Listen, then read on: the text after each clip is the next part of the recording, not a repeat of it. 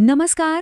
चला आज आपण मराठी व्याकरणातला एक खूप इंटरेस्टिंग आणि महत्त्वाचा घटक समजून घेऊया. हा घटक म्हणजे काय तर आपल्या भाषेचे जोडणारे धागे, जे आपले विचार आणि वाक्य यांना मस्तपैकी एकत्र बांधून ठेवतात. कधी विचार केला आहे का की आपण बोलताना दोन वेगळ्या गोष्टींना, दोन वेगळ्या वाक्यांनाच इतकं सहज कसं एकत्र आणतो? याच प्रश्नाचं उत्तर आपल्याला आज शोधायचंय. आणि उत्तर आहे उभयान्वयी अव्यय. हे असे शब्द आहेत जे अगदी एखाद्या गोंदासारखं म्हणजे फेविकॉलसारखं काम करतात. ते दोन शब्दांना किंवा दोन वाक्यांना एकत्र चिकटवतात आणि त्यामुळेच आपल्या बोलण्याला एक छान फ्लो आणि एक अर्थ मिळतो. ओके, तर हा जो चार्ट दिसतोय ना, हा आहे आपल्या आजच्या चर्चेचा रोडमॅप. आपण आता यातले एक एक भाग व्यवस्थित समजून घेणार आहोत. तर आपला आजचा प्रवास असा असणार आहे. आपण आधी उभयान्वयी अव्यय म्हणजे काय हे बघू आणि मग त्याचे 4 मुख्य प्रकार, तेही भरपूर उदाहरणांसोबत पाहणार आहोत. पण त्या प्रकारांमध्ये जाण्याच्या आधी ही जी मूळ संकल्पना आहे ना, ती एकदा डोक्यात पक्की बसवून घेऊया, म्हणजे आपला पाया एकदम मजबूत होईल. इथे बघा किती सोप्पं आहे.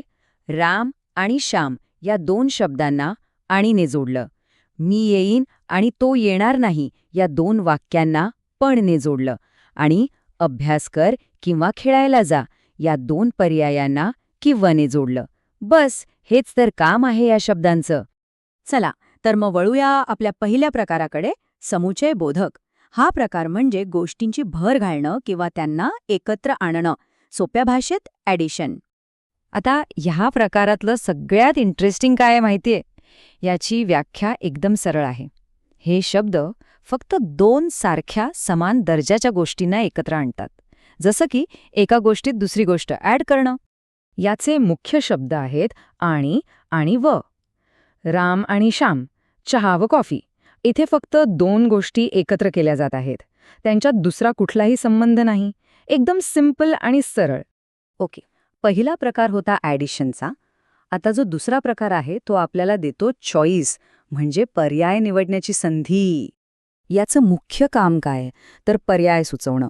म्हणजे दोन गोष्टी समोर ठेवल्या जातात आणि त्यातली एक निवडायला सांगितली जाते.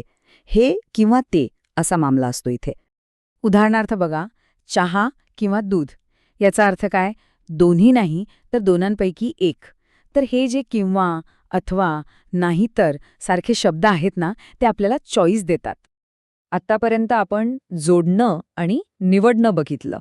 आता बघूयात असे शब्द जे वाक्यात एक ट्विस्ट आणतात, एक कॉन्ट्रास्ट म्हणजे विरोध दाखवतात. तर इथं सगळ्यात महत्त्वाचा पॉइंट काय आहे की हे शब्द वाक्यात एक अनपेक्षित वळण आणतात. म्हणजे पहिल्या भागात जे काही सांगितलंय त्याच्या उलट किंवा काहीतरी वेगळंच दुसऱ्या भागात घडतं.